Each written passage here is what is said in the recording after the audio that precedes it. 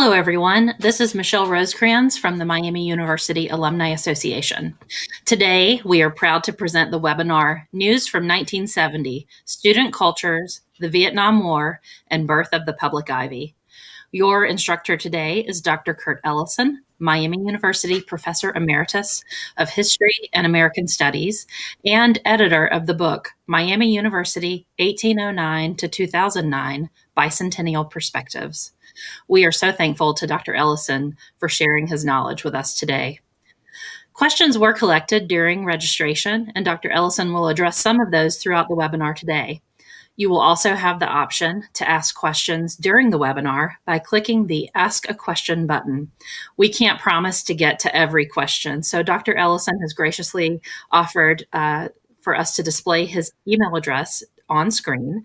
So if you wish to submit other comments or questions to him after the presentation, please do so in that manner. Today's webinar will last about an hour, and it will be posted on this website later on today or tomorrow. With that, I'll turn it over to Dr. Ellison to get us started. Thank you so much.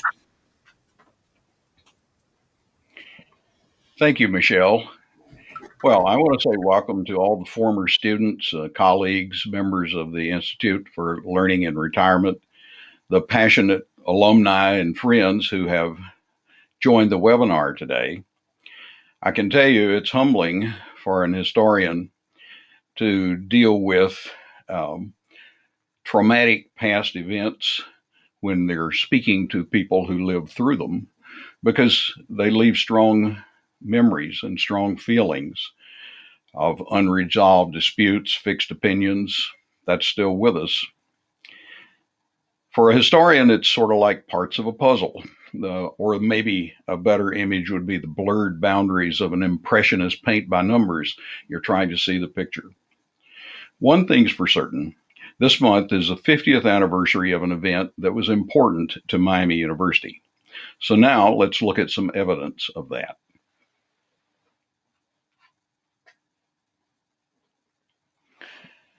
So our topic is News from 1970, Student Cultures, the Vietnam War, and the Birth of the Public Ivy.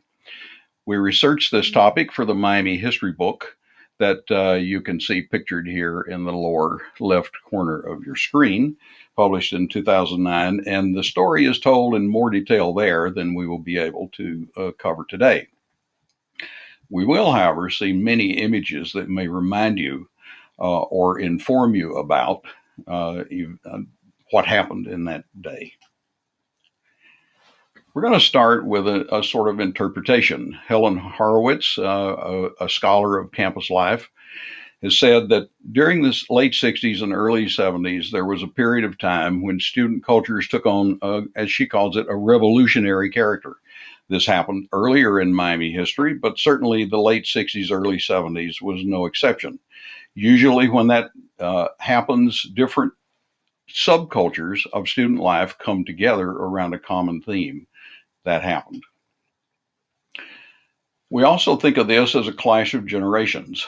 One of the things that happened was changes in clothing styles and imagery. And you can see here in the picture to the left and the picture to the right, two students from 1970 who later became members of the university faculty and staff. In the upper right-hand corner, Associated Women students also became later members of the Miami staff. In the bottom, Dr. Shriver represents the World War II generation. You can see him here with his family, and certainly they had different views of authority and discipline and how things ought to go. Of course, the Vietnam War was an underlying theme throughout this era.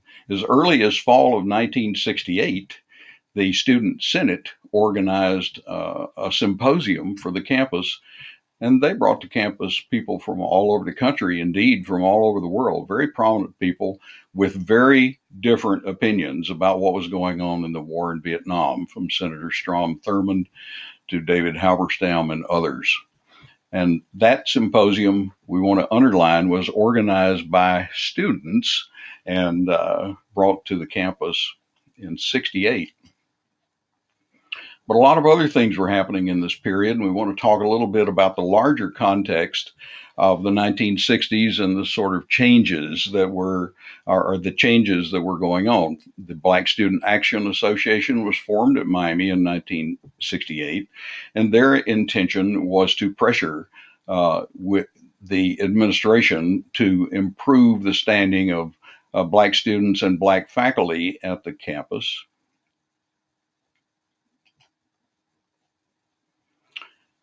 National events were becoming more polarized. The national political resistance was coming here through this film festival. This is a flyer from the Miami archives. There's a lot of stuff there that's left from these days. Somebody printed this up and duplicated it and handed it out. Notice the titles of the films: Pig Power, Chicago Convention, Resistance, People's Park in Berkeley. And also notice that this was sponsored by the Miami Western Student Mobilization Committee. Western was a site of a great deal of campus activism in this period, and many of those students were in coalition with some of the students at Miami. The women's movement was expressed very clearly in the 70s. Associated Women students brought Kate Millett, one of the people who was a strong contender for a lead voice in what was happening with women in society. She wrote a book called Sexual Politics, and she came here to speak along with Sheila Tobias. And here we have a good representation of what was called the counterculture of this period. Program board and the Associated Women students brought Timothy Leary. And if you don't remember Timothy Leary, he was a Harvard professor who claimed that one could alter their state of consciousness through the use of LSD. In the lower left, you'll see an excerpt from the student article. Leary will speak at Withrow Court. At this time, he was an ex-Harvard professor advocating LSD. A substance, he said, was the spiritual equivalent of the hydrogen bomb. So we were supposedly expanding consciousness. Music. A number of you sent questions about what kinds of music were played, and we're only going to use one example here. Simon and Garfunkel played to a crowd of 11,000 in Millett, the largest group that had ever gone to Millett for a performance. And there were many other musical groups who came to campus, and they reflected the changing tone of anti-war sentiment in that period. Now, here's something to think about. Helen Horowitz said many different student subcultures came together in the 1960s in common cause. And first thing we want to say about fraternity life is there was some indication in the documents that are left behind that they were adopting a sort of countercultural style. Now we could discuss whether or not that's always been the case with social fraternities or not. But if you can recall those images in yearbooks of dapper young men with coats and ties, this was the yearbook picture in the Recencio for Delta Kappa Epsilon. But I want you to pay a particular attention to the names they put in the Recencio: A WAP, T Spacer, Baby Cakes, Vulture, Meth, T-Head, A Sloth. So something was changing. And then there were symbolic actions. These are kind of comic, maybe in a black humor way. This picture appeared in the Miami Student of Marty Donsky, who later became one of my students and made a film in this period, which he's donated to our archives. But in this story, Marty Donsky is pictured, and note what it says here. No one in the administration took Marty Donsky seriously when he challenged Vice President Robert Etheridge to a joust.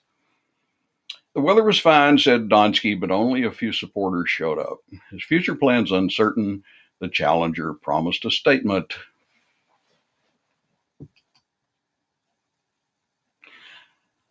If you only look at the image, I ask you to contemplate what you think that is. If you look below, you can see it's the People's Mass Violation Organizational Meeting for 24-hour visitation tonight at East End at 7 p.m. So this flyer was trying to agitate around the question of male-female visitation in the residence halls. That theme appeared prominently in the student newspaper and student publications throughout this time because Miami's in loco parentis rules did not allow the kind of freedom that students wanted to see. Well, some of the faculty, one might say the younger faculty, but I don't know that they were all truly young, but this group of people who boldly signed their names to a small document called the Gentle Revolution described themselves as the new university conference, and they issued a call for what they called radical reform at Miami University, together with some proposals. If you scan down to the table of contents of their booklet of demands, it's really interesting to see what they chose as radical revolution. They wanted to have seminars for the first year students. They wanted to have special studies programs. They wanted to have joint interdisciplinary seminars in the junior year. My favorite is request number 5, a decent university bookstore. Many of these things would be implemented later, but the ones at the bottom, that Miami University and the ROTC should no longer have a relationship, and that teachers should not have to disclose information about students who were subject to the draft. Those things precipitated a reaction from here I call them more established faculty, and maybe I'm following the term of the day, but at any rate, quite a number of people, as you can see on the right, signed a petition called "The University in a Time of Crisis, a Declaration of the Voices of Reason. We're for peaceful evolution and against militant revolution, reasonable discussion, not chaotic confrontation. We are for a university dedicated to the fearless pursuit of truth and against one dominated by partisan political activity." Of course, the underlying theme under all of this disputatious environment was the Vietnam anti-war protest. Here you can see a cartoon that appeared in the Miami Student. Dr. Shriver is handing a student his diploma, and on it it says draft notice or death certificate. In 1969, students rallied to support the national moratorium against the war. They wanted the cancellation of classes. 2,000 people marched on Lewis Place. Dr. Shriver was not home. There were fraternity allies in this. Betas supported going to the March on Washington and signed their names in an advertisement that appeared in the Miami Student. A moratorium teach-in happened on the Miami campus on October 16th, 1969, and here you can see an image of people grouped in front of Rowan Hall. All across the center of campus, faculty met with students in small groups and protested the war through teaching about the moral issues that were associated with that conflict. Here we have perhaps a more comic thing. There was a flower brigade on campus, they call themselves, and they marched by the ROTC drilled on campus, and they marched behind them in a drill for peace with brooms and mops and sticks and whatnots. And while you might think that's amusing, notice what the newspaper said. Observing the proceedings were the Chief of Safety and Security, the Oxford Chief of Police, a lieutenant of the state troopers, the dean of men, the commanding officer of the ROTC, Air Force and Navy, and the director of public maintenance. So the university was taking these displays rather seriously.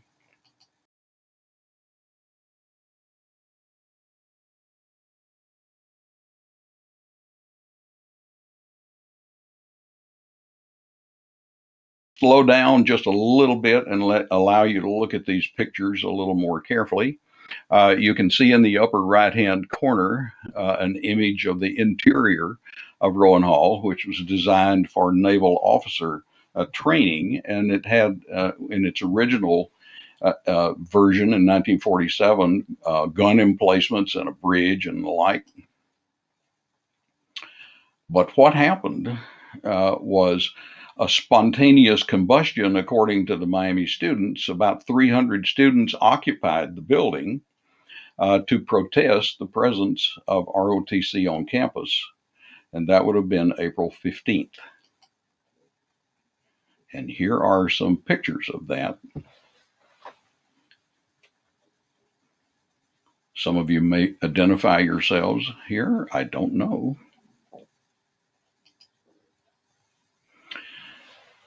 One of my former students was in the building and sent some photos, Bob Leese.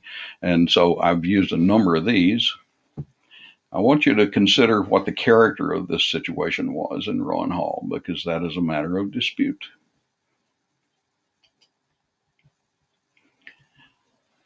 This gentleman, Ted Soares, who's identified on the left, seated on what some have described as a replica of a mine, was described in the Miami Student newspaper as a former Miami student who came in, and he was described as helping people frame a set of demands for the administration. On the right is one of the pictures, and you'll see some more. How did people get to Rowan Hall? Well, there had been a rally in front of Rowdebush Hall protesting the Vietnam War. And in that rally, a number of passionate speeches were made. And a young man named Dusty Stetler was among the speakers. And he allegedly, at the end of that rally on the 15th in the afternoon, said to the group, we have talked a lot, but we need to do something. And so they went to the ROTC building, Rowan Hall, forced open the door, and went inside, generating the images you have just seen. And Dusty Stetler is pictured here at the bottom. He's the gentleman with the patriotic scarf around his neck and the sunglasses. The fellow sitting on the cannon, he's got a replica Viet Cong flag, which he's planting in a cannon. In the upper right, we have an image of people in the building. They don't look particularly anxious. They're more curious, I suppose, but I've pointed out that among the pictures that Bob Leese took, there was one showing that Darrell Hart, the assistant dean of men, was mingling among the crowd, probably keeping an eye on things. How would you evaluate these pictures? This is early in the protest, which lasted from late afternoon on into the evening. People seem to be sitting around rather casually, and I particularly like the image in the upper right. A naval officer is inside the building, apparently talking with students and sort of leaning casually on the bench. That doesn't mean it was necessarily a festive occasion, although some have claimed there was a rock and roll band in the place and people had pizza. And I don't know for sure because others dispute that. But then something happened. Dr. Robert Etheridge, the Vice President for Student Affairs, showed up, and he began to read a disruptive behavior statement. This picture is also from the Miami archives, and you can see Dr. Etheridge in the lower right corner with a bullhorn and a student holding up a microphone. And incidentally, in the top, in the center, with his hand up, that's Dusty again. Dusty, by the way, would serve some time for this. Here are the disruptive behavior statements. These are in the archives, and I won't take the time to read all the perhaps tedious official language, but we will look at this one. Dr. Etheridge read Statement 1, which warned people that if they didn't leave, they would be preemptorily suspended and subject to arrest. And then he left. He came back a short time later and he read Disruptive Behavior Statement 2. Your refusal to comply with a request made by an official is a flagrant violation of proper conduct and premeditated defiance of university authority. Students are now officially suspended under the conduct regulations and are at this point no longer students at Miami University. All present are advised that if you do not leave the building, you should be arrested for trespassing under the authority of, and so on and so on. Good order on the campus. Then things began to change. The Ohio Highway Patrol had been called by the head of campus security, and the first people who came were sort of turned away by a raucous crowd, and they called for more reinforcements. But they then came into Rowan Hall after Dr. Etheridge read Disruptive Behavior Statement 2 and began to arrest people in what seemed like a fairly orderly fashion. You can see students sat down at that point, and they were escorted out of the building to the north side one at a time. There are several images of these arrests that appeared in newspaper accounts. What's happening most likely is that students are taking a passive resistance tactic that they have seen in civil rights demonstrations and other demonstrations. They're just sitting down. And the Highway Patrol is moving them out. This image in particular I find fascinating because you see the lady or the woman at the lower left seems to be smiling, and I'm not sure what image is on the face, what expressions on the face of the gentleman who's being picked up.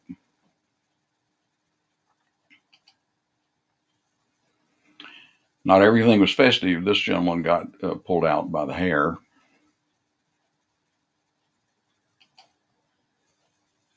So 176 people are arrested, and they're photographed outside the building. You can see that in the two pictures to the right. They're loaded into buses, vans, and police cars. There are several disruptions of that activity. Someone let the air out of the tires of a van. The bus broke down. Finally, people were taken away in police cars.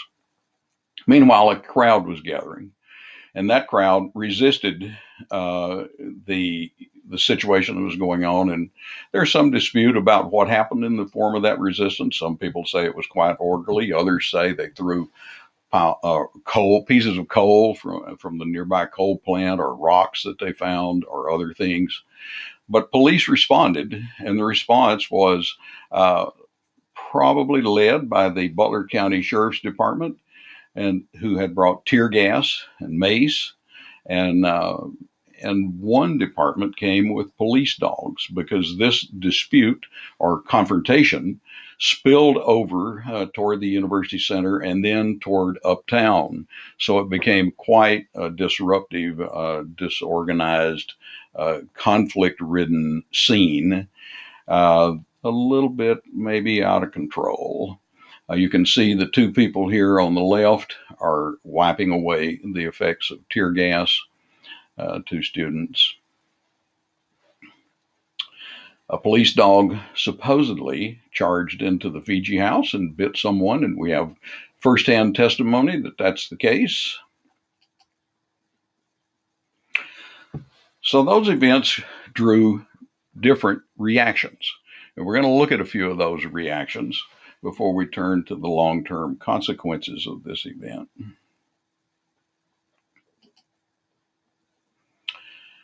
So let's start with Governor James Rhodes.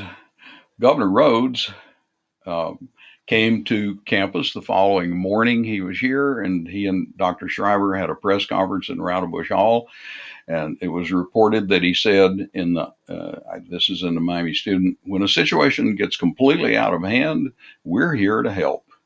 And he had brought a battalion of 700 National Guard troops, soldiers, and positioned them at the Nike missile base, which was just west of town out on Taylor Road and Todd Road. And they set up shop there.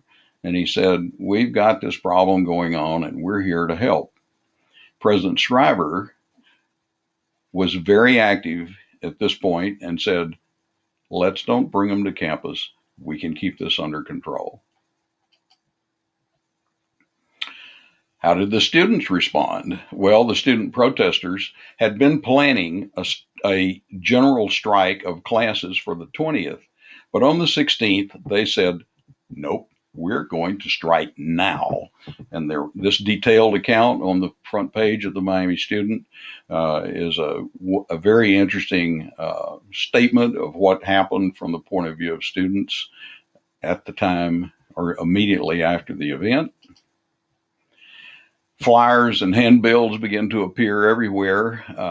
Some academic departments produced statements that they wanted to strike normal classes or normal operations. This one I put in because it's an interesting duplicated statement. The moral injustice of the United States, the state of Ohio, and Miami University must come to a halt. It is our moral duty to stop the university from ordinary business. Especially, they say, how can we stand idly by and watch our fellow human beings harassed and attacked by dogs, mace, riot gas, and nightsticks? So here are some pictures of the strike activity. Students made t-shirts and signs. Here are the demands. Now, Black students had come into Rowan Hall and added some long-standing demands for improvement of the situation for Black students and Black faculty on campus to the demands that the Vietnam War protesters had produced. So the printed demands were, we're going to strike until the university agrees to give no academic credit for ROTC, to get ROTC off campus within a year, that there will be no reprisals against protesters. We will meet the Black student demands for increased student enrollment, graduate assistance, Black professors in all departments, and improvements in the Office of Black Student Affairs and the Equal Opportunity Program. More images of strike activity.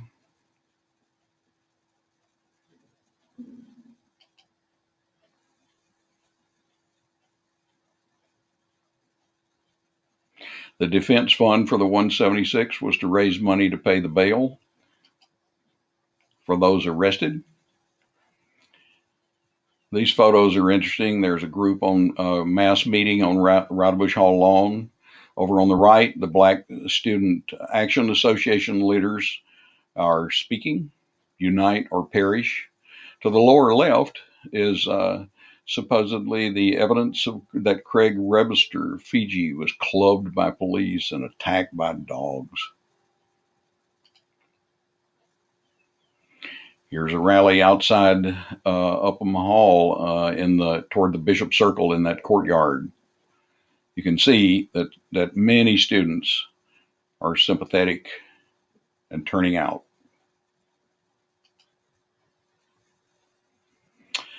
But then something else happened. The Great Oxford Flush-In of April 21st, 1970. What was that, you say?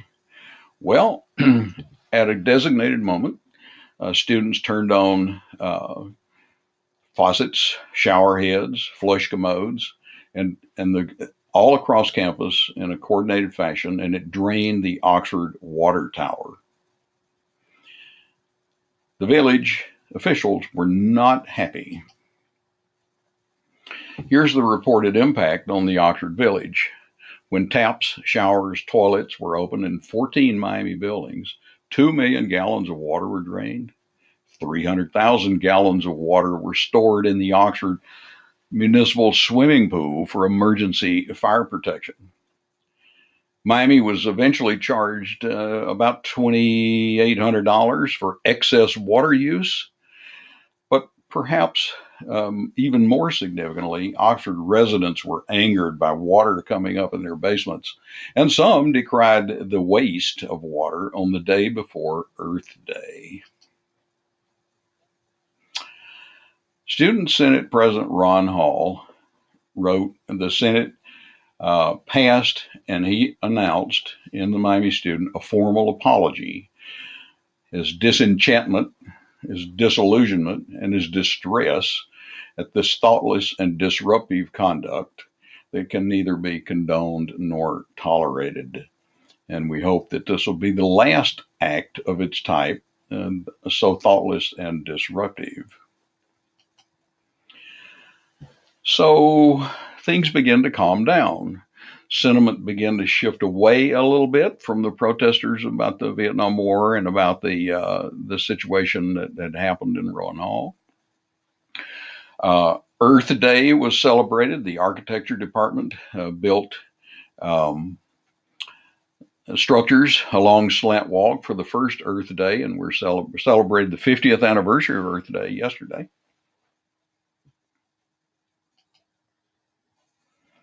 Most of the arrested students were released and their enrollments reinstated. Bob Sides provided this image of his court receipt. Cost him $15.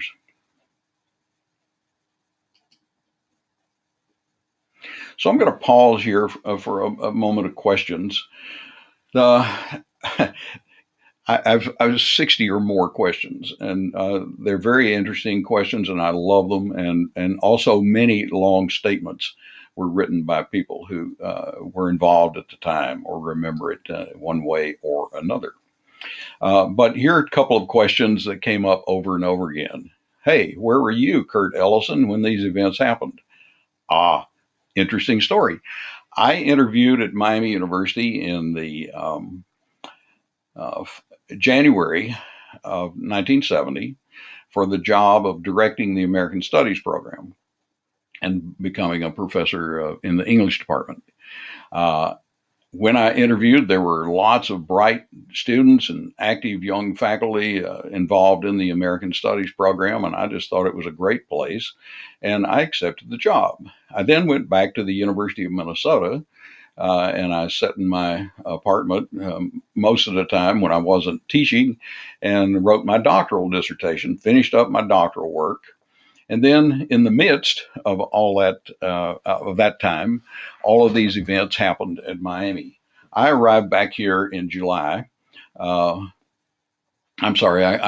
arrived back here in August for the opening of the fall semester, and I found that a number of the students that I had met when I interviewed and a number of the faculty that I had met when I interviewed were no longer at the university. They had left, and they had been involved in the protest events. And of course, that piqued my curiosity about the nature of this event, and I've been thinking about it and collecting information about it now for almost, 50 years almost. Another question that came up was what sources are available for studying this topic. And here we want to celebrate our archival collections and our documents that are available there. You could find newspapers, yearbooks, contemporary publications from that day, reports that were done in the aftermath, a variety of official documents, photographs, in the Miami University archives, where Jackie Johnson would be happy to help you see some of those, I imagine, or the Smith Library of Regional History in Oxford, which has a collection as well. There is a student film made by Marty Donsky and student photographs, and you've seen some of these here by Bob Lease from 1970. One of our alumna has written a novel based on these events. Her name is Sandra Gervis, and her novel is called The Pipe Dreamers. There are studies by recent students of 1970 events, some of them quite good. And then there are books by Walter Havighurst, which I strongly recommend. The Miami Years chapter on this event. Dr. Shriver doesn't say much about it, but he talks about it a little bit. And then I already mentioned Helen Horowitz. There are also studies of other universities in Ohio that you could consider. Ohio State, Ohio University, Bowling Green, and Kent all had traumatic events of one kind or another.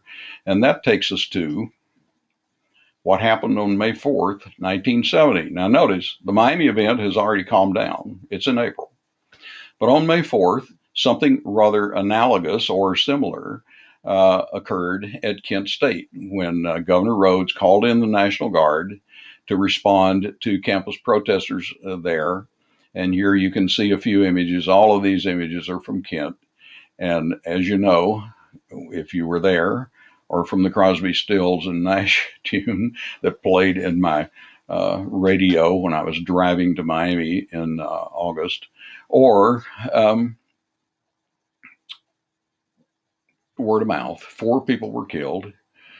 And that was reported the next day in the Miami Student as a major story. 4 people killed at Kent State. Right away, things began to flame up again. Almost literally. On the right, you see from the Recencio some pictures of small fires that were set on campus. There were stories of Molotov cocktails being thrown. A small building was burned on the outskirts of campus. And there was a huge in memoriam march for Kent State people that went all across the campus. And these were pictured in Recencio.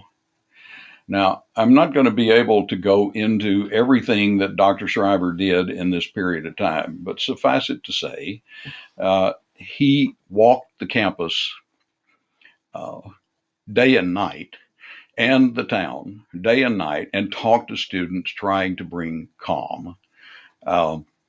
That story is told very vividly in Dr. Havocker's account in chapter 27 of the Miami Years, and I encourage you to read it.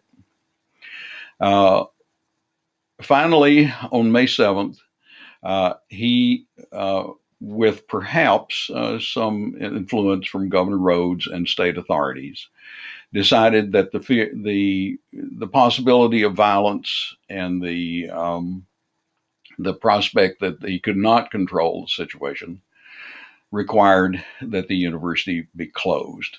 And so this statement of closure, which is still in the archives, was issued by Dr. Shriver very reluctantly, but he did close the university, and it was closed for 10 days. But then not everyone left town. Most people did, but not everyone. Student leaders stayed on campus and talked with Dr. Shriver and other university officials and began to negotiate for some changes at the time of reopening. And so when the campus reopened, you'll see the student reports, hey, trustees passed freshman visitation. Remember the 24-hour visitation thing? Suddenly, the student senate adds 18 students and the university council adds 12. Grading policies are relaxed. The deadline for grading is relaxed, and a new no credit plan is offered. So there's a very immediate response to ease up on some of the discipline that had preceded this event. Another reaction, Mr. Dollaboy, the vice president for alumni affairs, reported that initially alumni gifts fell 50%. However, that would recover. And then there were disaffected students. Here's a group of students who sent letters to the campus newspaper, and some of them are particularly interesting. To the editor, these former inmates have interrupted our zonked wanderings around Woodstock Nation to send the following letters to the office of the registrar. One gentleman says, in case, this is to inform you in case you haven't figured it out, or in case you care, I'm not returning to Miami this quarter. And then I like this next one. Gentlemen, I quit. Sincerely, Joseph Ozer. The only way to liberalize what Pig Nation calls universities is to destroy them. The only true universities are in Woodstock Nation. So some people left and joined the larger counterculture movement, and that was true of students, and it was true of some faculty. But not everyone did. A lot of people stayed, and a lot of people stayed on campus. The holiday crowds at the state park during what would have been the spring break were described by the Oxford Press as wall-to-wall epidermis and suntan oil. The gentleman in the upper right sent this picture. He was back in town and seated on the curb uptown. And the comment there is, hey, this is not all bad, and the merchants are glad to have the students back. So we're going to say a few things about the birth of the public ivy, which I believe is this is interpretation, of course, but I believe all of these events were a tipping point in the history of the university, as there had been previous tipping points in earlier days that moved the university in a different direction. And we're going to summarize that a little bit and then take a few questions that have come in during the webinar. Well, here are the vice presidents in the wake of 1970: John Dolliboy, Robert Etheridge, Lloyd Goggin, and David G. Brown. I love this picture. I think I knew all of these people and still know the one on the far right. And I think this picture captures some of their spirit. But what I want to point out to you is these three vice presidents on the left are all World War II generation. And Dr. Brown is not. He's 34 years old when he becomes the provost of Miami in July of 1970. And I like it that he's just seated on the ground and being casual, or I'm seated on the floor and being somewhat casual in this situation. The Institute for Environmental Science had been founded in 1969, and when the Nike base was decommissioned in 1970, the university acquired it, and eventually, in the next few years, they moved in there and started having classes, so the Nike base became an environmental science center. They were later headquartered in Boyd Hall. And then Western College becomes a part of Miami in 1973. David Brown and Philip Shriver were the Miami leaders in that event. It was the largest land acquisition to Miami in its history. But it's interesting, I think, that the Western College had financial problems they couldn't solve. Miami paid off their debt of $3 million and acquired the property. It was called an affiliation and merger, and there was an intent right away to create a program that carried on some of the character of the Freedom with Responsibility program that Western had, which was emphasized more independent study, and to blend it with Miami. This is from the report of the Miami planning team, which I think tells you something about the direction education is going to go. The aim of the university is education in mind and character, liberating the entire person, which encourage respect for and awareness of one's feelings and the capacity for spontaneity, affection, sentiment, and personal commitments, all in addition to the content of what one studies. So now we're beginning to look at the entire human development of students. And that was carried out in an important grant from the Lilly Foundation to create a program to study what are the best practices in college teaching. It's still going strong. It's now had a worldwide impact and publishes a journal. But that was an important point in initiating the kind of teaching that occurs at Miami today, holistic. By the 1980s, we were reforming liberal education, which was described in the student newspaper as another revolutionary change, by the way. It established a set of liberal education principles. Thinking critically, this is what every liberal education course ought to do, or some would call it the general education program. What it ought to do for every single student at Miami, teach them or help them to learn to think critically, understand contexts, engage with other learners, reflect, and act in addition to their content learning. And then by 1985, Richard Mole was studying public schools that were high quality at a reasonable price. And he published a book called The Public Ivies in 1985. And you can see from this little cover, it's in the upper left, that Miami was among them. And the clips at the bottom are from the current Miami website. What is a public Ivy, they say. And they also point out the many high rankings that the university receives for best value in undergraduate teaching among public universities and other features.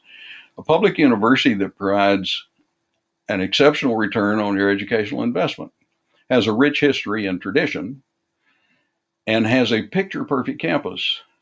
And that's only part of the story. And indeed, I want to share with you that it's been a great pleasure to show you some other parts of the story of how we became a public Ivy. I want to thank J.J. Schlager and Michelle Rosecrans of the Alumni Association for helping make this webinar possible.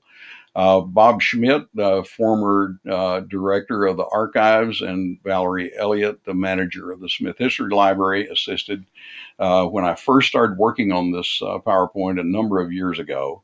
And we have images from the Miami archives, from the Smith Library of Original History, from Robert Lease and Robert Sides in this presentation. And we want to thank you all for that. So now, I believe we have some time for questions that have come in during the webinar.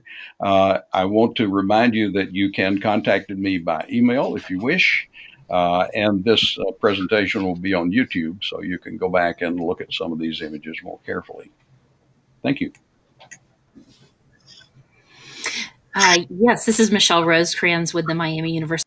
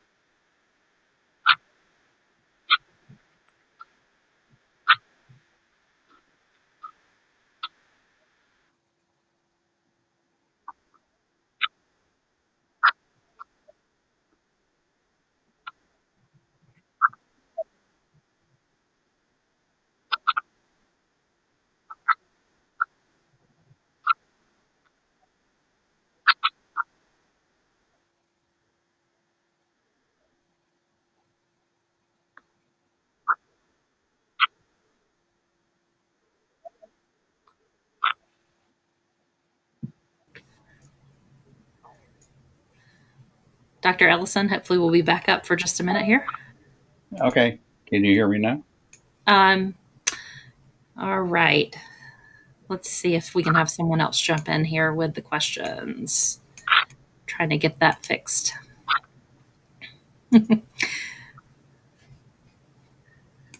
Kurt, can you hear me okay? Yes, I can hear you. Can you hear me? Well, so yes, one of the questions was, did Kent State go on strike in support of the strike at Miami? So I don't know if perhaps you could speak to that. Yes, not to my knowledge. They probably, well, the various state universities were quite aware of what was going on around the state, but I don't know, and it's not clear that any of the events at Kent State were a direct response to what was happening at Miami. So I think of it more as parallel protests. And indeed, this was happening all across the United States. And virtually every major school had some sort of expression like this. And Miami's just a little bit earlier than Kent. And the Kent event, which came a little later, is the one that gave Miami some notoriety. Okay, great. Can I comment a little bit? May I say something about Bob Meredith? Yes. The comment that came in. Bob Meredith. Kurt, could I read that comment again? Because I understand that the audio was cutting out at that point. Sure, go ahead. Okay, so I'll read that again. Sue Ann shared with us that she says, I was Bob Meredith's student in my minor in American Studies. and he changed my life, turning a naive conservative girl into a knowledgeable progressive woman. I still have the final paper I wrote in my senior year for his class, which of course was canceled early after Kent State. And Sue Ann says that yes, she was arrested at Rowan and spent the night in jail. So to turn it back to you to speak to that. I just want to say something about Bob. Bob Meredith was a graduate of the University of Minnesota program in American Studies, as I was. Later, I never knew him there. He was ahead of me. He had come to Miami and worked with Walter Haverhurst and others to shape the American Studies program in the College of Arts and Science into a really important and vital program. And I'm sure it had great impact on students. Bob was attracted to the moral questions about Vietnam protest, and he wrote about that. He was one of the leaders in the New University Conference.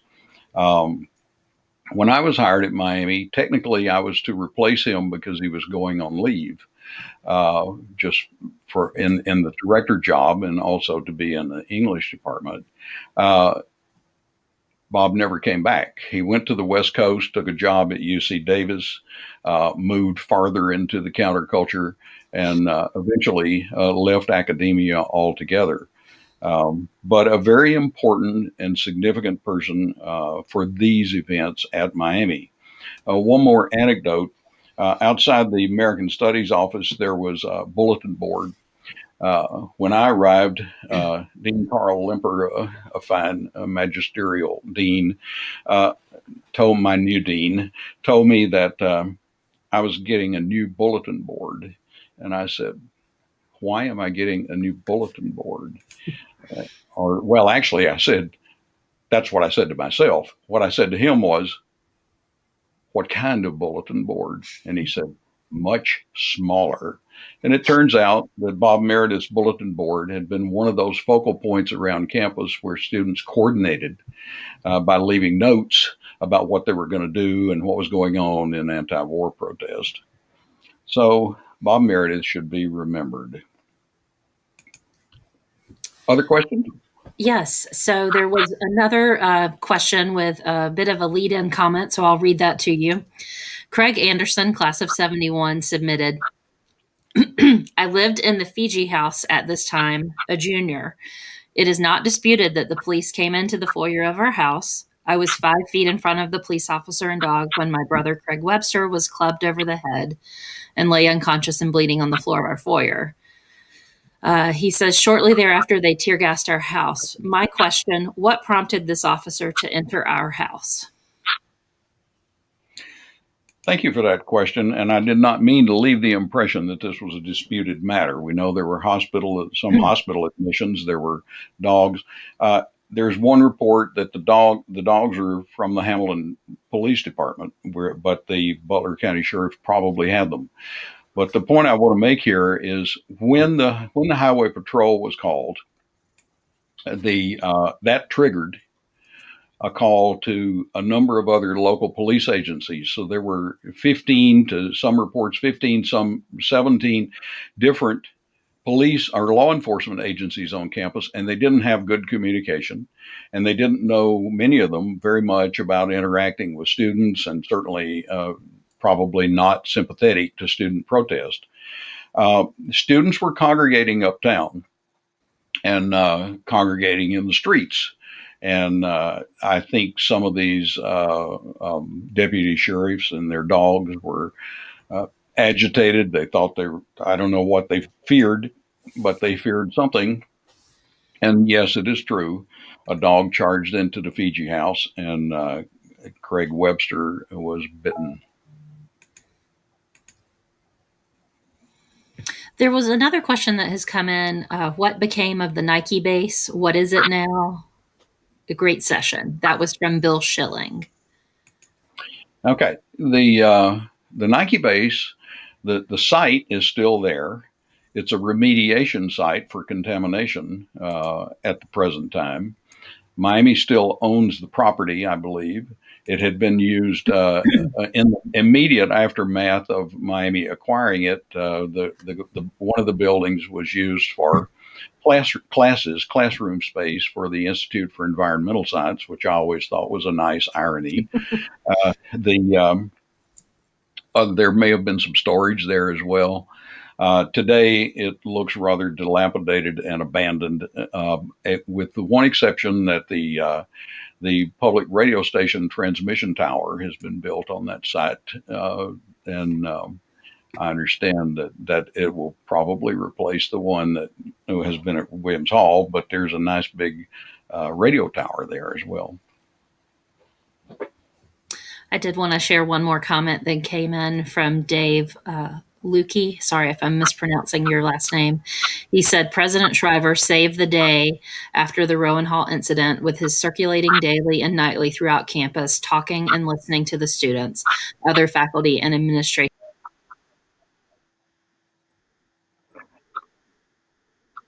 Yeah, I think that's a good point to think about, and I hope you will read the account in Haverhurst's book about what Shriver did in those days. I can tell you that when I arrived in 1970, the very first faculty meeting in Hall Auditorium was packed. Everybody came. When Dr. Shriver walked in the room, he received a prolonged standing ovation. And I believe that people credited him with having a way of making contact with students and keeping calm when otherwise things could have gone really south in the direction of violence. Very early on, I didn't mention it here, but he had gone to a protest in the Miami libraries, similar to the sit-in later in Rowan Hall. And this story was told by Mr. Dollarboy, who was not particularly sympathetic to these kinds of activities. But he said he heard that students were occupying the library and they were protesting for longer library hours. So he hastened over to the scene to see what could be done to get these students out of the library. And when he walked in, Dr. Shriver was sitting on the floor with the students talking to them, and they talked it through. And indeed, they extended the library hours and things melted away peacefully. There is some debate about whether or not Dr. Shriver could have defused the situation in Rowan Hall had he come there. And some say he could have and should have. Others say the communication was not clear, and yet others say, well, there was an installation involved that included the military.